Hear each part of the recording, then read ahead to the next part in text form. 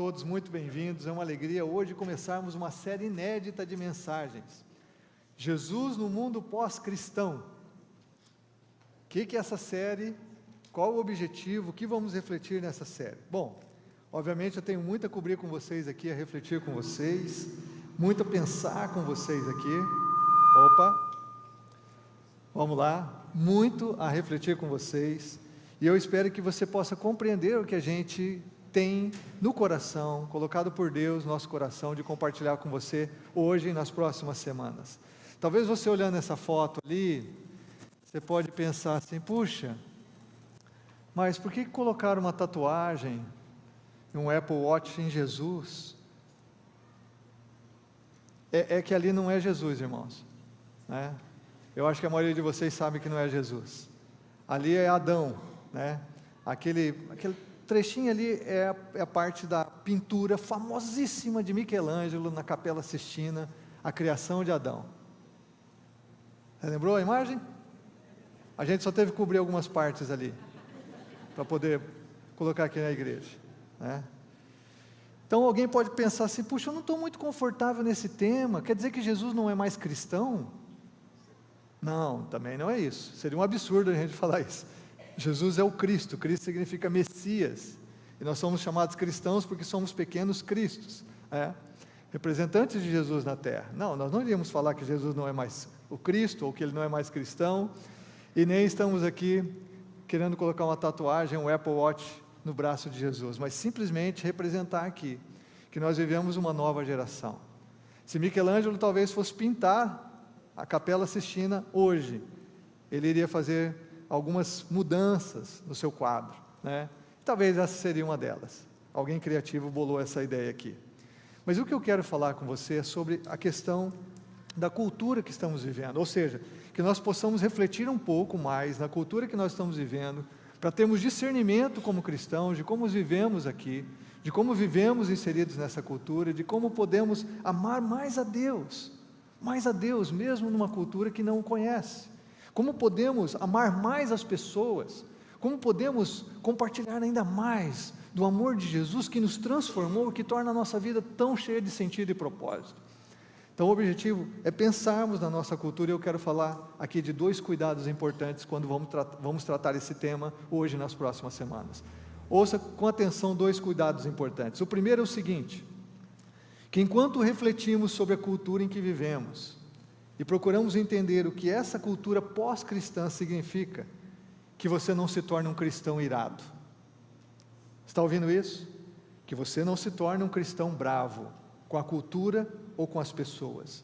A última coisa que desejamos é que os cristãos presentes aqui no nosso auditório, ou que nos assistem pelas redes sociais, se tornem irados, bravos, com atitude, nós versus a cultura. Atitude, nós versus contra eles, nós contra essa mentalidade da cultura. Não é isso que queremos, de jeito nenhum, não queremos isso, e por favor cuide do seu coração. O que nos move, como eu já afirmei aqui, é amarmos a Deus e as pessoas, é termos compaixão das pessoas, incluindo nós mesmos, que vivemos numa cultura perdida, quebrada e vazia de significado, vazia de sentido. Então nós não estamos aqui para ficar bravo com ninguém, nem bravo com a nossa cultura. A segunda coisa que eu quero que você pense comigo, é que nós também não estamos aqui para fazer profecias tolas, a respeito do futuro. Ou seja, significa então que o cristianismo vai acabar? Não, o cristianismo não vai acabar. O cristianismo não vai acabar. O cristianismo prevaleceu e sobreviveu ao Império Romano. O cristianismo sobreviveu a muitos impérios ao longo da história da humanidade, a governos ideológicos. O cristianismo tem sobrevivido mesmo em países onde o cristianismo é legalmente proibido, em alguns países nos nossos dias. Então, nós não estamos falando aqui que o cristianismo vai acabar, porque Jesus mesmo disse que Ele está edificando a sua igreja, e as portas do inferno não prevalecem contra ela, Mateus 16, 18. O que nós precisamos só entender é que uma cultura que não conhece a Deus torna a vida mais difícil para todo mundo, inclusive para os cristãos. E é por isso que nós devemos então nos lembrar realmente do que também Jesus afirmou, que nós vamos ter no mundo aflições, mas que nós vamos ter o quê? Bom ânimo, porque Ele venceu o mundo. Ele venceu o mundo, e a sua igreja também vai continuar triunfante em qualquer cultura estabelecida dentro da história da humanidade. Quando eu disse aqui para a gente não ficar irado com ninguém, nem com a cultura, é porque Jesus mesmo afirmou que Ele não veio para condenar o mundo, Ele veio para salvar esse mundo. E a cultura em que Jesus nasce é uma cultura judaica, mas o judaísmo e o cristianismo que nasce a partir de Jesus, do Evangelho, é inserido numa cultura greco-romana, uma cultura helenista, que não tinha Deus, que não era monoteísta, que não conhecia o Deus Criador. Ou seja, o Evangelho é pregado numa cultura também bem distante de Deus, e uma cultura que não tinha a mínima ideia, a mínima relação com o Deus Criador e pessoal, a quem chamamos de Pai hoje. Assim é a nossa cultura. Quando nós estamos olhando, irmãos, para os nossos dias, e essa não é a minha opinião, mas é a opinião de antropólogos, sociólogos, a opinião da galera da área de humanas ou sociais, das ciências sociais, dos grandes estudiosos, dos filósofos, é que a cultura ocidental tem se tornado ao longo dos anos uma cultura pós-cristã. E por que fala-se da cultura ocidental? Porque a cultura ocidental ela foi profundamente influenciada pela cultura judaico-cristã, ou a moral judaico-cristã. Então o cristianismo influenciou todo o mundo ocidental, e esse mundo ocidental tem se afastado da cosmovisão cristã, ou seja, dos valores cristãos. Isso já é uma realidade na Europa. Alguns estudiosos divergem sobre os Estados Unidos. Alguns entendem que os Estados Unidos também já é um país pós-cristão, alguns entendem que ele está no limiar disso, E obviamente o que acontece na Europa, nos Estados Unidos, é aquilo que acontece na América Latina, no Brasil.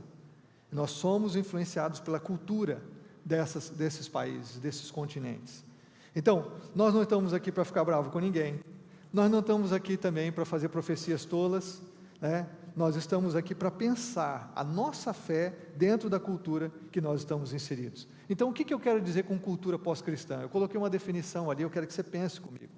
Ou seja, uma sociedade pós-cristã é aquela que rejeita amplamente os valores cristãos e que não mais considera o cristianismo como a base para a sua ética ou a sua cultura. Essa é uma sociedade pós-cristã. Rejeita amplamente os valores cristãos, que não mais considera o cristianismo como a base da sua ética ou da sua cultura. Então, na opinião, por exemplo, do Dr. Day Carson, no livro Cristo e a Cultura, ele diz que atualmente a cultura é considerado um conceito adaptável, elástico, e ele define cultura, por exemplo, como um conjunto de valores amplamente partilhado por um conjunto ou subconjunto da população humana, ou aquilo que determina muito dos nossos valores, das nossas escolhas, das nossas decisões, da nossa prática. Cultura é algo que você vive naturalmente, e como nós somos guiados pela cultura, é muito fácil que nós cristãos venhamos ser dirigidos, venhamos ser guiados pela cultura na qual estamos inseridos e não pelo Evangelho. E numa cultura pós-cristã, o cristianismo ele se torna muitas vezes irrelevante. Eu estava lendo aqui uma situação de um teólogo italiano, Carmelo Dottolo, por exemplo. Ele expressou a condição sociocultural no nosso mundo de tal forma que o cristianismo ele não desaparece do horizonte existencial e do sentimento comum das pessoas, mas ele vive numa marginalidade dentro de modelos com os quais o cristianismo não interage mais em nível cultural ou público. Ou seja, ele diz assim, nesse sentido, o cristianismo é vivido como um museu da tradição, que de vez em quando é visitado, que chama a atenção em algumas figuras símbolo, mas que não incide na construção da identidade humana. Pós-cristianismo significa afirmar que a fé não é mais um elemento crucial no diálogo entre aqueles que dizem, que acreditam, e a cultura na qual estão inseridos. Ou seja, o cristianismo ele acaba ficando como algo no canto da agenda das pessoas, na esquina da história humana. Alguns zombam e ridicularizam, como aconteceu na abertura das Olimpíadas em Paris. Alguns poucos, mas alguns criam hostilidades contra o cristianismo. Mas o fato é que as pessoas, especialmente as pessoas que influenciam a cultura, a nossa sociedade, a maior parte delas, não considera o cristianismo como algo de valor. É muito fácil você encontrar um jovem, um colega de trabalho, um amigo, um adolescente, alguém da tua família, que talvez se você disser que você está indo numa igreja cristã, eles vão considerar você ultrapassado. Eles vão considerar que o que você pensa é parte de um conteúdo que realmente é antiquado. Ou seja, o cristianismo não é relevante para a sua vida, o cristianismo não é relevante para a sociedade, o cristianismo não é relevante para a cultura.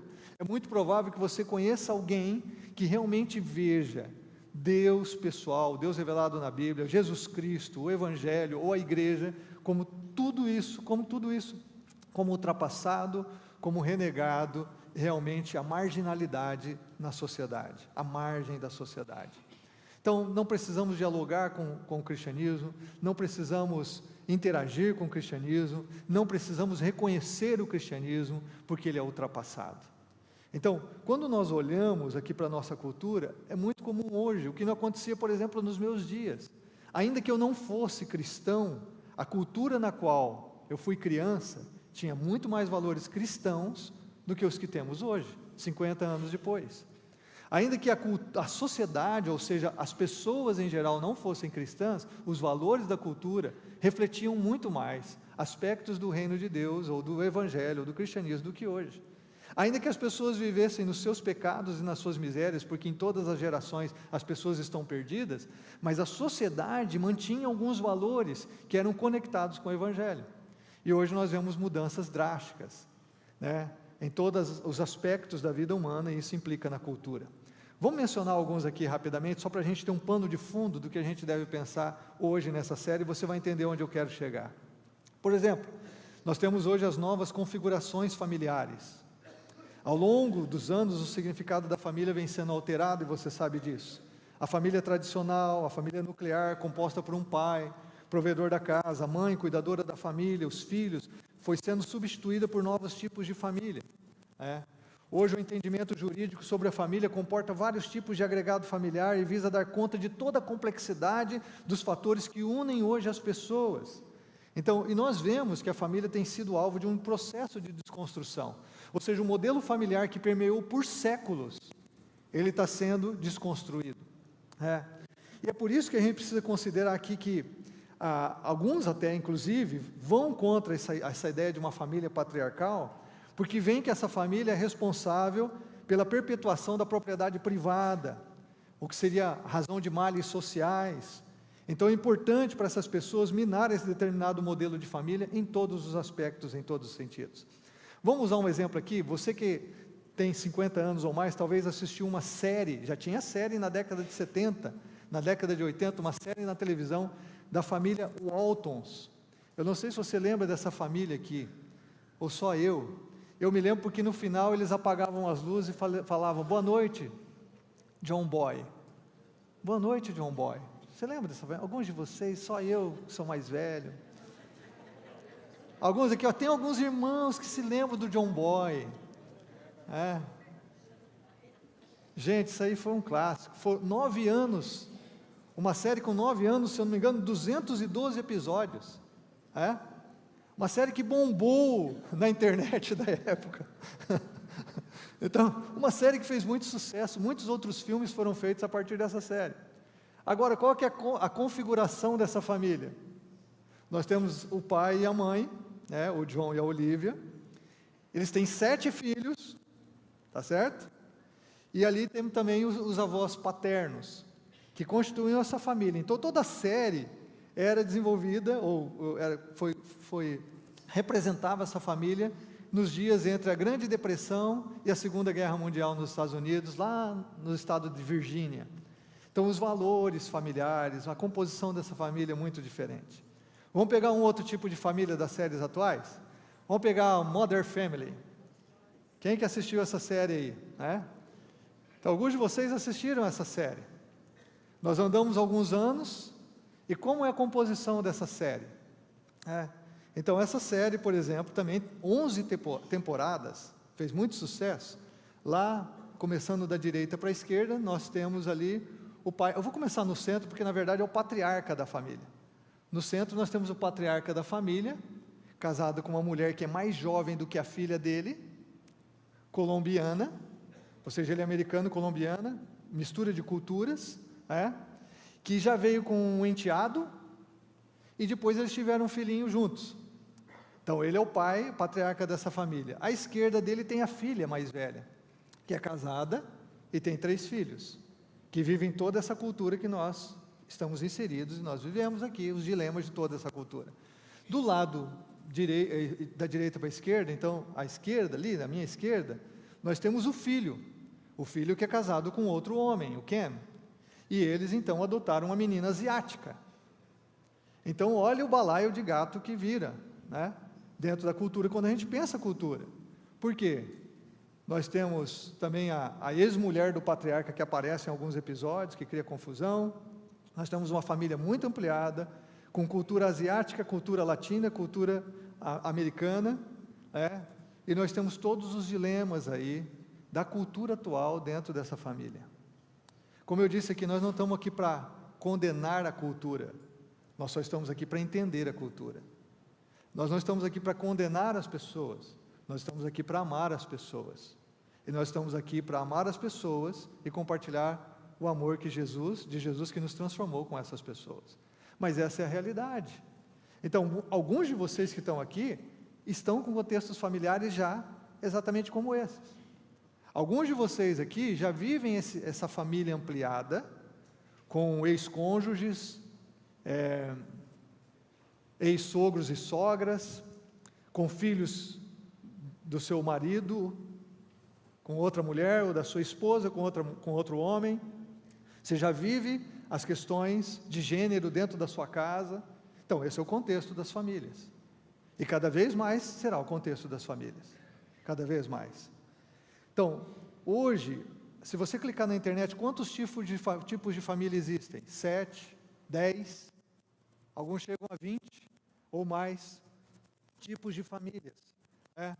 Ou seja, isso gera toda uma mudança drástica na estrutura social. Porque todos os sociólogos compreendem que a família é a célula máter da sociedade. E se a família muda, a sociedade muda. Ou seja, a mudança da configuração de família gerou profundas mudanças sociais, que nós estamos, obviamente, aprendendo a lidar com isso. Qual que é a importância da família na formação do indivíduo, irmãos? A família é o seu primeiro referencial de sentido. É onde começa a nossa identidade, onde você tem nome e sobrenome. Mas é mais do que isso. É o ambiente familiar onde nós tomamos consciência de quem nós somos. É onde nós somos amados, protegidos, valorizados, educados. Essa é a configuração de família. E esses cuidados é que dão à criança a certeza de que ela é importante, de que ela é amada, de que ela é digna de proteção, de que ela é valiosa. Ou seja, isso influencia profundamente como ela se vê, o seu senso de identidade, o valor que ela tem de si mesma, a sua autoimagem. E quando nós desconfiguramos a família, nós podemos entender os desdobramentos disso na vida dos indivíduos, na vida dos filhos, dos netos e assim por diante, que muitos de nós sofremos, e estamos vendo a nova geração sofrer. Para várias pessoas, por exemplo, hoje, a gente falar de contexto bíblico de família, uma família com pai, mãe e filhos, para várias pessoas hoje, a gente falar desse contexto bíblico soa tão estranho quanto o apóstolo Paulo falar no Império Romano.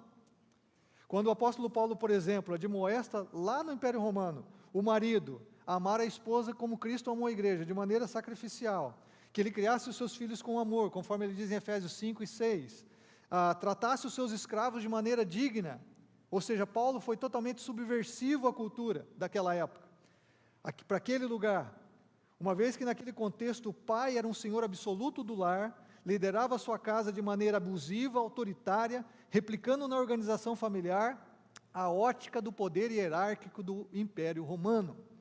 Ou seja, o que o apóstolo Paulo pregou de família naquela época, é mais ou menos o que nós vemos pregar hoje para essa geração, que vem de uma outra configuração familiar, que vive um outro momento da história, que vive realmente debaixo dos desdobramentos das mudanças sociais e culturais da nossa época. Alguns adolescentes que chegam aqui à igreja, irmãos, eles não têm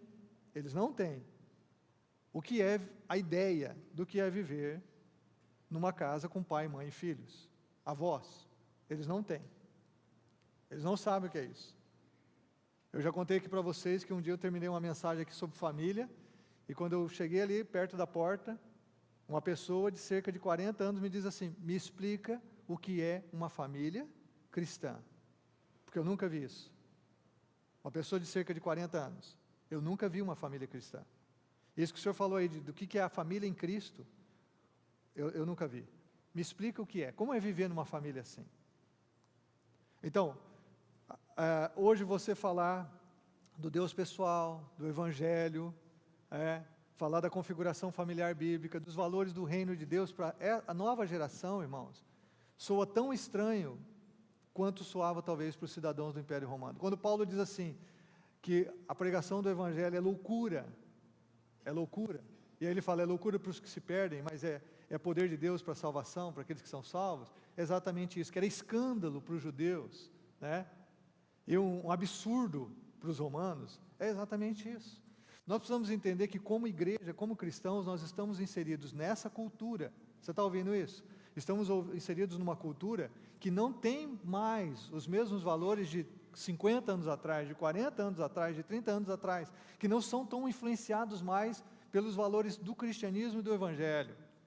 E que por isso, como que nós vamos viver nosso cristianismo, a nossa fé, interagir com as pessoas, de tal forma que o Evangelho, que fez diferença na nossa vida, e que muitos de nós aqui já fomos resgatados debaixo dessa influência cultural, já fomos resgatados daquilo que trouxe debilidades à sociedade, por conta das mudanças socioculturais, que nós fomos resgatados disso, como nós vamos resgatar outras pessoas? Como que a gente vai se comunicar com o adolescente, com o jovem, ou mesmo um adulto, que não tem a mínima ideia de um Deus pessoal, que não tem a mínima ideia de uma configuração familiar como a Bíblia apresenta, que não tem a mínima ideia de valores absolutos? Como nós vamos dialogar, como nós vamos amar, como nós vamos servir essa sociedade? Eu acho interessante a gente pensar sobre isso, e é isso que nós queremos resgatar nessas semanas. A outra coisa que profundamente, que a gente pode só dar como exemplo, entre algumas mudanças que vieram, que alteraram a nossa cultura, são as novas tecnologias.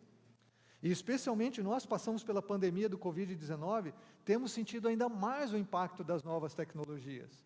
Ou seja, a Covid-19, a pandemia no mundo, acelerou os processos de mudanças tecnológicas e comportamentais, o que contribuiu para nos levar para dentro de um mundo, irmãos, pós-Deus, pós-cristianismo, pós-evangelho.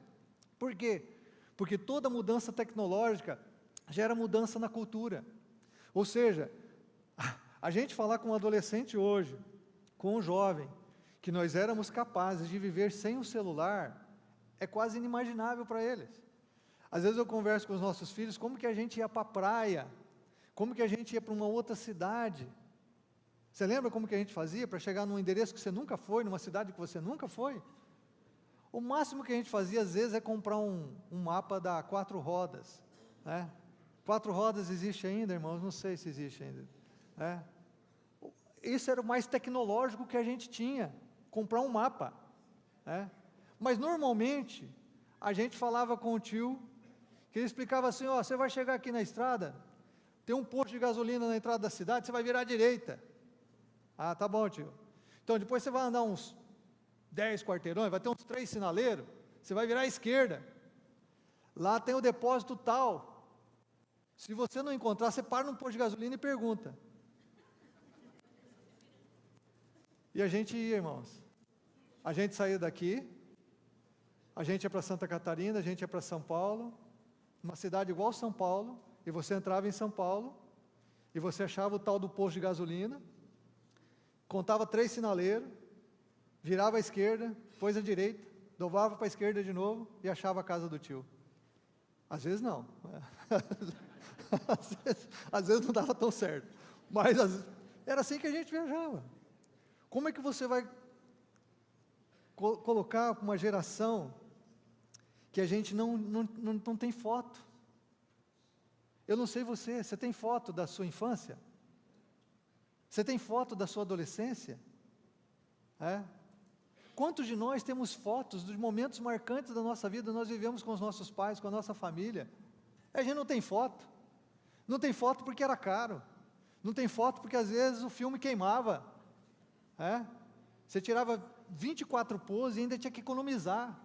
Você estava numa festa de Natal, você olhava assim, puxa, está dando meia-noite, eu já gastei 22, só tem mais 2. Você tinha que fazer conta. E às vezes os fotógrafos, quando tiravam uma foto, só saía o pé e a mão, saía o quadro na parede e não saía as pessoas. Nós não temos fotos. Como que você explica para uma geração hoje que é profundamente imagética? Foto de tudo, vídeo de tudo. As mudanças tecnológicas alteram profundamente nosso comportamento e a nossa cultura. Mas o que isso tem a ver comigo e com você como gente? Preste atenção. Nessa pós-modernidade, o que guia a cultura é o eu, é a experiência do indivíduo. Então as redes sociais se tornam propagadoras e intensificadoras do conceito do que é verdade para mim. E o que é verdade para mim? A verdade para mim é a minha verdade. Eu já vou falar um pouquinho sobre isso em relação a conceito. A minha verdade, isso que é importante para mim. A gente precisa lembrar que a tecnologia, assim como o dinheiro, que Jesus chamou de Deus, mamon, influencia, vicia, seduz, engana, ilude. A tecnologia é uma ferramenta, sim, nós usamos essa ferramenta para compartilhar o Evangelho, mas ela também tem um poder de sedução, ela também tem um poder de escravizar as pessoas, assim como o dinheiro faz. Ela não é neutra, assim como o dinheiro não é. As mídias aprofundam, irmãos, o senso de comparação, a gente comparar com o outro, que é algo da natureza humana pecaminosa, do nosso coração. Antes, para a gente comparar com o outro, a gente tinha que ir na casa dele, entrar dentro da casa dele, ver que ele tinha uma televisão Telefunken, colorida, e que a nossa casa era preto e branco. A gente tinha que entrar na casa. Não, hoje para você comparar está tudo exposto. Hoje para a gente comparar. Irmãos, pensando como cristãos, você assiste culto de qualquer parte do mundo, você ouve o pastor que você quiser na internet. E aí, alguns de vocês vão falar, nossa, nosso pastor prega mal para caramba, viu? Ou alguns de vocês, quem sabe os mais misericordiosos, vão falar, nossa, nós estamos bem de pastor aqui, que a mensagem é boa. Aleluia, graças a Deus. Ouvi uns 2 aleluia aí, graças a Deus. Então, aí, hoje comparação de tudo. E como nós vivemos nisso tudo? A gente compara. Sociedade, porque a mídia social aprofundou a crise da nossa humanidade, do nosso coração, dos enganos do nosso coração. Comparação, o senso de inadequação. Então eu não sou tão adequado. Olha onde o cara vive, olha onde eu vivo. Olha o cara viajando para a Europa, eu nunca pisei lá. O máximo que eu fui na borda do Paraguai, ali com a cidade do leste. Olha como que é. A gente começa a desenvolver um senso de inadequação nas várias áreas. A empresa que você tem, o que você faz, sua profissão, seu nível social, seu nível educacional, a comparação, a inadequação, a ansiedade. E o que nossa geração tem vivido? E isso é a opinião dos especialistas sociais. O que a nossa geração tem vivido? A gente tem vivido levado a um pragmatismo, ou seja, então vamos fazer aquilo que funciona, não o que é certo ou errado, mas aquilo que funciona, e aí a gente ama as coisas e usa as pessoas, porque se a pessoa não funciona, vai para mim, eu descarto. A gente usa as coisas, essa visão utilitarista da vida, a gente descarta relacionamentos, a gente vive um pragmatismo, que é aquilo que funciona, aquilo que me faz, que me move, que me faz então crescer no meio de toda essa cultura. O burnout, então nós temos cada vez mais pessoas esgotadas emocionalmente, esgotadas mentalmente, nós temos cada vez mais pessoas em depressão. E não tem como a gente negar que a força das novas tecnologias e das mídias sociais aprofundou os dramas emocionais humanos. Nós, eu e você, vivemos nessa cultura. Eu e você somos influenciados pelas novas tecnologias. Eu e você somos influenciados pelas mídias sociais. Terceiro aspecto que eu quero falar aqui, desse pano de fundo cultural, é o novo fundamento ético. Ou seja, por séculos, a sociedade, especialmente a sociedade ocidental, viveu com base no fundamento moral judaico-cristão.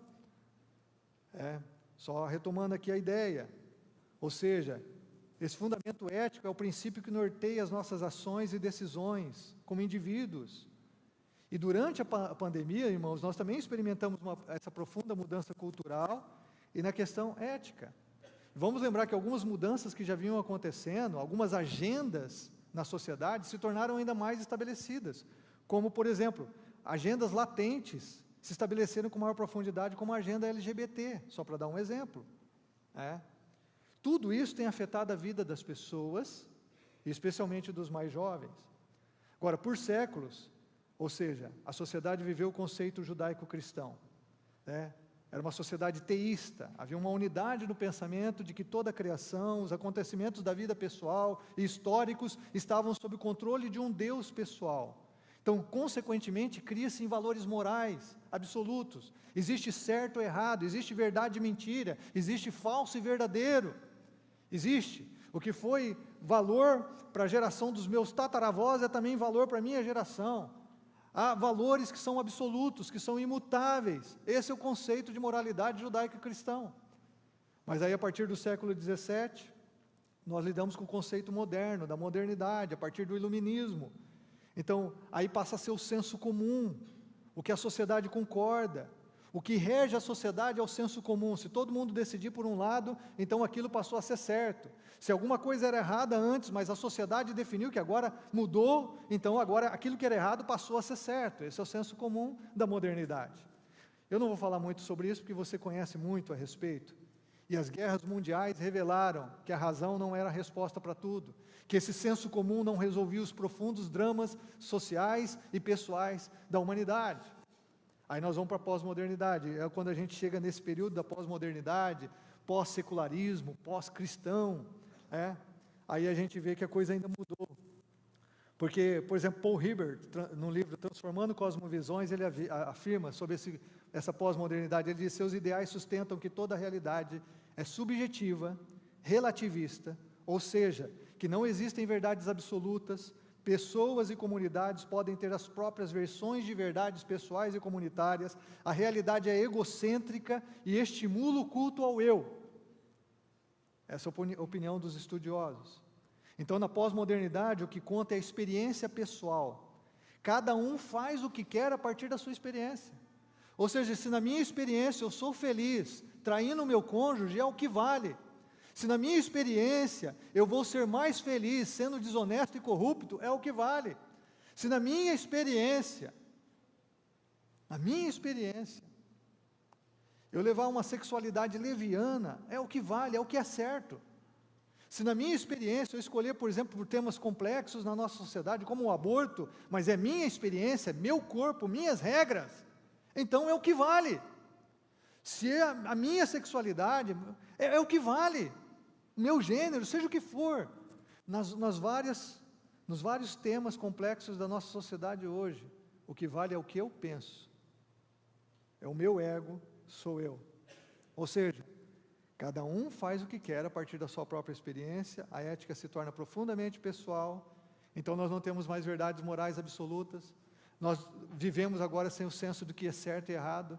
Você pensa a confusão na cabeça dos adolescentes e jovens, você que viveu um pouco, que está mais estruturado ou fundamentado na sua identidade, a sua maturidade, espero que você tenha. A gente já é balançado por todo esse emaranhado de mudanças culturais. Agora você pensa os adolescentes e jovens, o que é certo?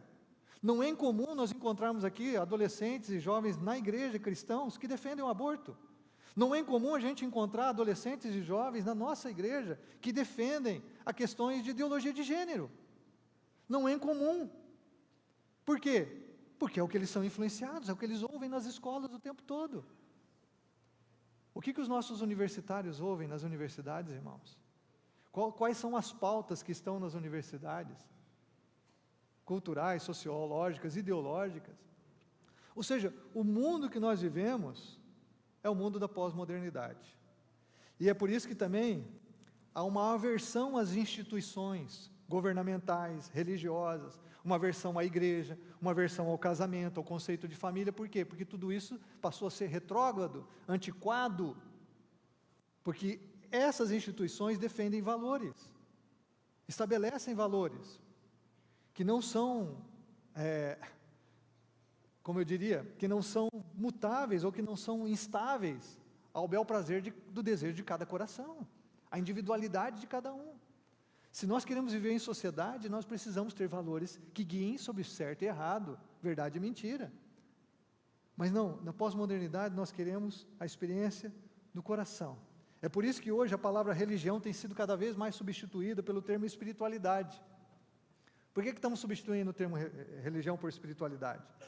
Porque a religião trata de instituições, doutrinas, rituais, formais, e a espiritualidade está mais associada à experiência pessoal. É por isso que também a gente acaba mudando muitas vezes o termo. Porque a gente quer ter uma aversão a tudo que representa uma instituição. E as redes sociais, mais uma vez, voltando aqui, amplificam essa experiência pessoal e o narcisismo da nossa geração. A cultura de hoje é uma reação drástica, irmãos. Escute isso, a cultura de hoje, que nós estamos inseridos, pós-moderna, pós-secular, pós-cristã, é uma reação drástica, tanto aos conceitos judaico-cristãos, como ao conceito da modernidade. A pós-modernidade é uma reação a tudo isso. Aí é onde que eu quero chegar para a gente orar e ler a Bíblia. Pastor, você não vai falar da Bíblia hoje? A gente está aqui para pregar o Evangelho. A gente está aqui para pregar a Bíblia, irmãos. Mas a gente precisa entender a conexão com a cultura.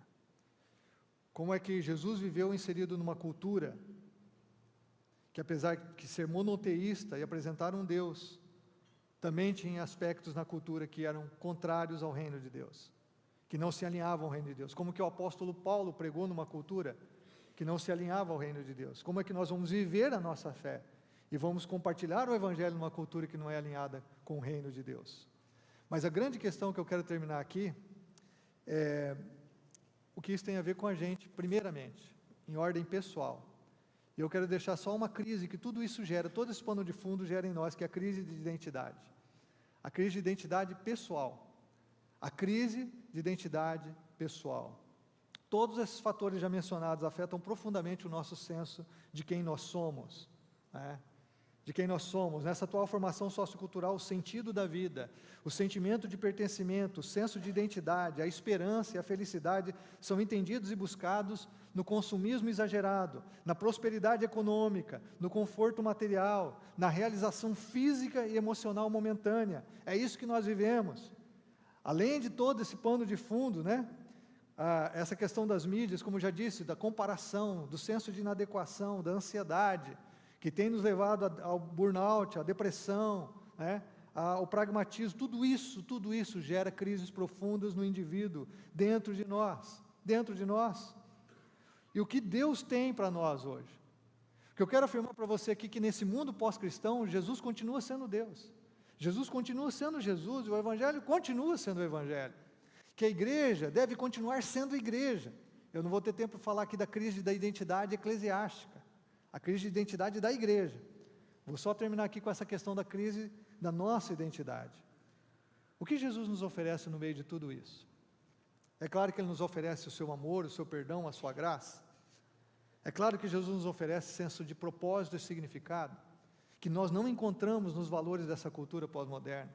É claro que Jesus nos oferece que nós não vamos nunca encontrar na cultura que não está alinhada com o reino de Deus. Jesus nos oferece esse senso de identidade, de propósito e um senso de pertencimento. É por isso que quando você vai para o Evangelho o tempo todo está trazendo você para um relacionamento pessoal com um Deus pessoal. Trazendo o tempo todo você para um relacionamento com um Deus que se importa com você, que valoriza você, que te traz dignidade, que te traz honra. O que os valores dessa sociedade pós-moderna não fazem. É por isso que a vida humana é descartável, é por isso que os relacionamentos são descartáveis.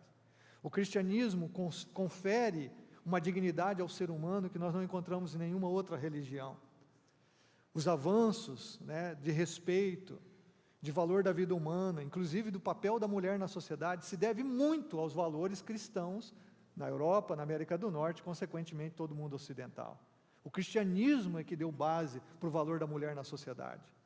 Então, quando nós olhamos para o Evangelho, nós vemos o tempo todo Deus te chamando a entender que no meio dessas mudanças profundas na nossa sociedade, na nossa cultura, que afetam a todos nós somos chamados a um convite, a um relacionamento pessoal com Deus, de tal forma que a nossa identidade esteja fundamentada nele e somente nele.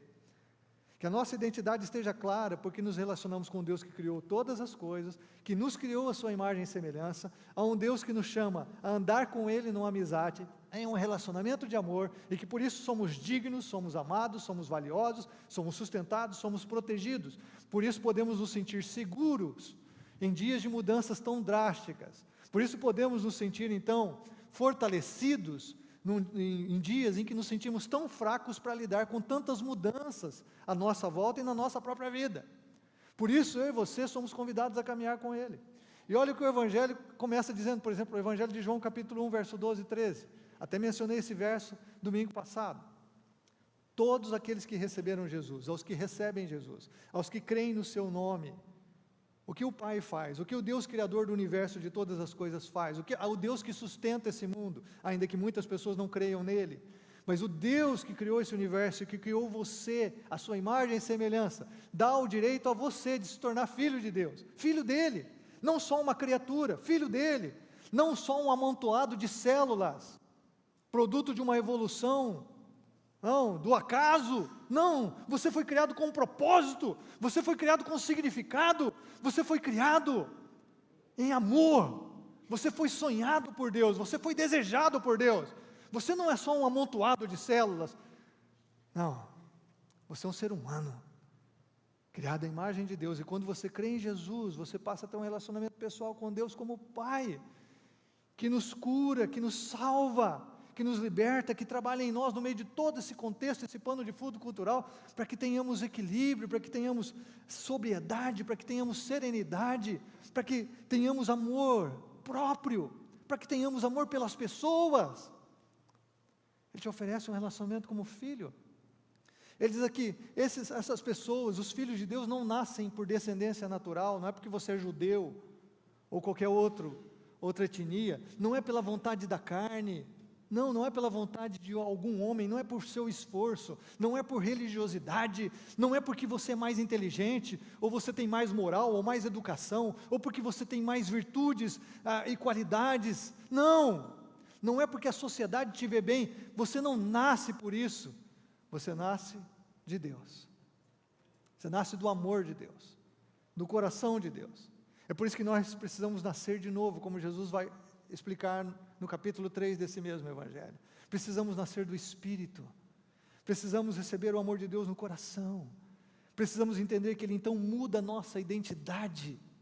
A nossa identidade não está fundamentada na nossa performance, a nossa identidade não está fundamentada no número de seguidores que temos no Instagram, a nossa identidade não está fundamentada naquilo que você possui como bens materiais, não está fundamentada no teu nível socioeconômico, a nossa identidade não está fundamentada nessas coisas que são volúveis, que são instáveis, que são efêmeras. A nossa identidade está firmada no Deus que criou todas as coisas, que criou o universo e sustenta esse universo. A nossa identidade está firme, é por isso que você pode adquirir coisas e perder coisas e continuar sendo a mesma pessoa. É por isso que você pode passar pelos desertos da vida e continuar sendo você mesmo. É por isso que você pode perder um ente querido, como várias famílias aqui da nossa igreja, mas se manter quem você é, porque a sua identidade está no seu relacionamento com o Pai. É por isso que você pode viver dramas sociais, ou dramas econômicos, ou dramas familiares e pessoais, e se manter a mesma pessoa, porque você sabe quem você é.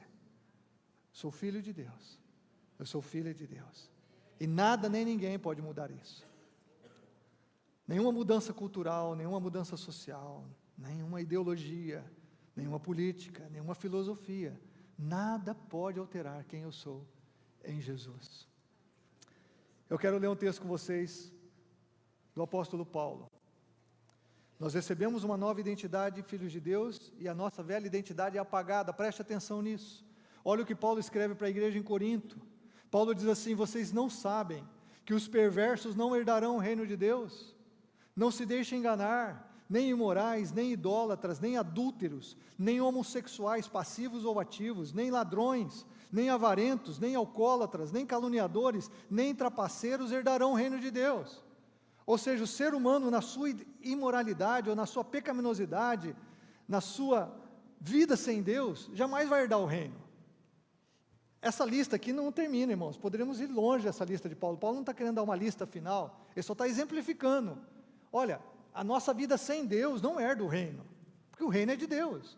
É isso que ele está explicando, mas olha o que ele diz no verso 11, ele diz: assim foram alguns de vocês, mas vocês foram lavados, foram santificados, foram justificados no nome do Senhor Jesus Cristo, no Espírito de nosso Deus. O que Paulo está dizendo é o seguinte: aquela era a nossa identidade, mas agora aquela identidade foi apagada, ela foi destruída, porque agora somos filhos de Deus, porque agora nós fomos lavados pelo sangue do Cordeiro, nós fomos santificados pelo seu poder santificador, nós fomos justificados por Jesus. Isso significa que nós não precisamos mais carregar os rótulos, os estigmas que recebemos fora de Cristo. Nenhum dos estigmas que carregamos na vida. Você não é mais fracassado ou fracassada, derrotado, derrotada. Se alguém te chamou de inútil, você não é mais. Você não é um vida torta. Você não é o viciado, o pervertido, o imoral que você era. A ovelha negra da família, ou laranja, ou vermelha, ou branca. Você não é mais essa pessoa. Você não é o caso perdido. Você não é insuportável. Você não é alguém sem futuro. Você não é alguém miserável. Você não é mais um pecador fora da graça de Deus. Nós somos pecadores, salvos pela graça, lavados pelo sangue de Jesus, cidadãos do reino dos céus, e que estão em transformação, profunda transformação, à imagem de Jesus, nosso Senhor e Salvador.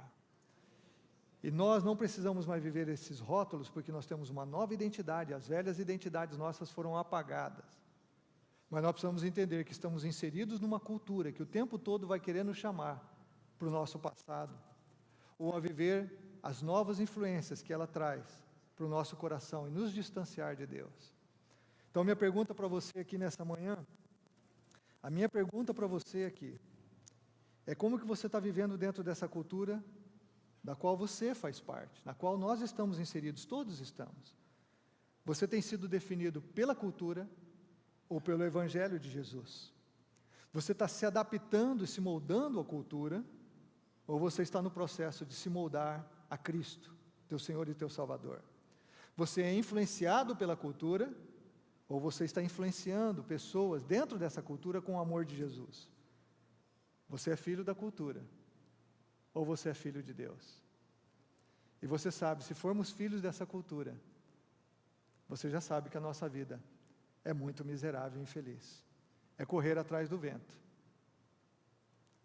Jesus, no seu amor, tornou possível que você fosse filho de Deus como Ele é.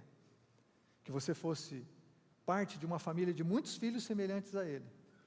E é isso que Jesus te convida a viver nesses dias. Essa é a geração que Jesus nos chamou para Ele. Essa é a geração que Jesus nos chamou como igreja.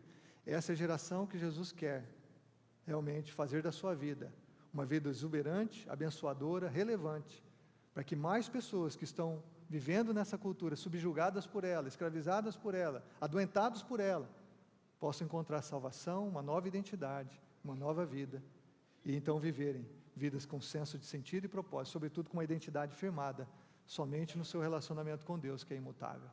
Feche os seus olhos, vamos orar.